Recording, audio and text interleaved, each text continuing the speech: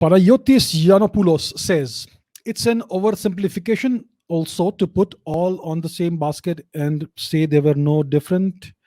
Alexander brought with him Greek city architects in general, along with gymnasiums, museums, sports, economic advancements, all the fascinating, fantastic Greek culture and advancement of the times. He offered it to be freely shared. He is maybe the only one who built more cities than he raised. So what Mr. Yiannopoulos is saying is that uh, Alexander the Macedonian was actually a very good, generous, benevolent king. He conquered to enrich the conquered peoples with Greek culture and Greek architecture and economics and sports and museums and advancements, because these conquered people were all backward, right? They did not have any advancements that the Greeks had. So Alexander conquered in order to um, bring these people out of their backwardness and offer all these fantastic European advancements to them. So let us take a look at Alexander the Macedonian's exploits, shall we? Let me share my screen with you, my friends. Let's talk about Alexander. Right. Just a minute. Let me remove this. Here we are.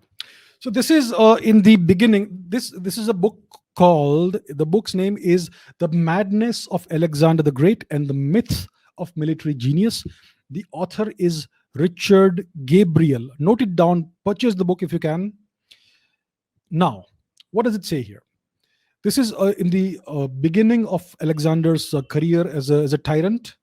So he conquered the city of Tyre in Lebanon.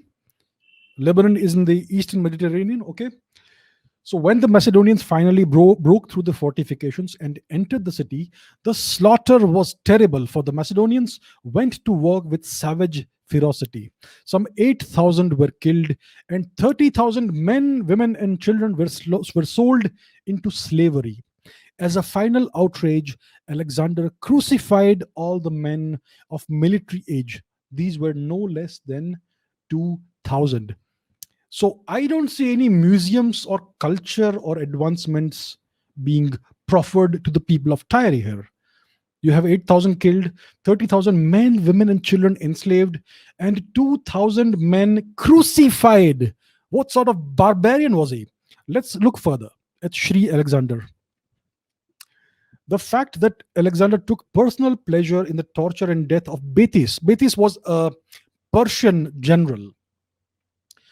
It suggests the presence of a sadistic streak in his personality, which would make itself evident numerous times in the future.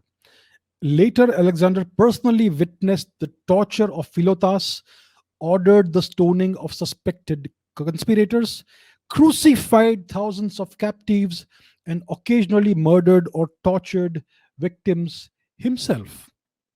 What a nice person he was. These are Greek advancements, I suppose. Let's see some more. Brahmins, the Indus Valley campaign. Alexander sailed down the Indus River, attacking and slaughtering tribes as he went, to no apparent military purpose except perhaps to vent his frustrations for having to bring his Indian adventure to an end. He ravaged the kingdom of Sambus, enslaved the people of the population of most of the cities, and later destroyed the cities. He then crucified the king. Oh, nice. The Brahmin priests were, etc. The Brahmins urged resistance, and Alexander took it personally, executing all the priests and their families he could get his hands on.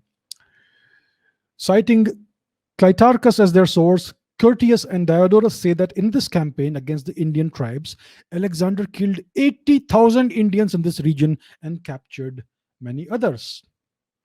Right? So, for whatever reasons, Alexander exterminated thousands of Brahmin priests. When he could not kill them in large numbers, he seems to have preferred hanging them individually.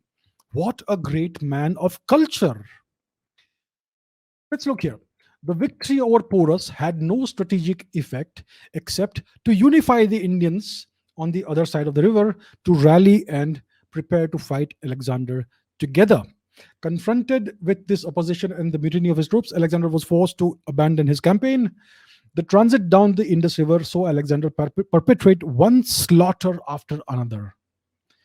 If Alexander thought his brutality would reduce resistance, he was grossly mistaken. Right? So he enjoyed it must be borne in mind that Alexander did not just order these atrocities to be committed, he was an enthusiastic participant in them. He enjoyed wading into the slaughter almost as if he could not stop himself. His passion for glory was such that he did not have the strength of mind to consider his own safety, etc. Alexander's killing was a bloody business indeed, where he could see the fear in his victims' eyes and all that. So this is the kind of individual Mr. Alexander was. Alexander, uh, Alexander the Great Macedonian. So I fail to understand what was this Greek culture and advancements that he brought to these people, whether it is in Tyre, whether it is in Persia, whether it was in the western fringes of India.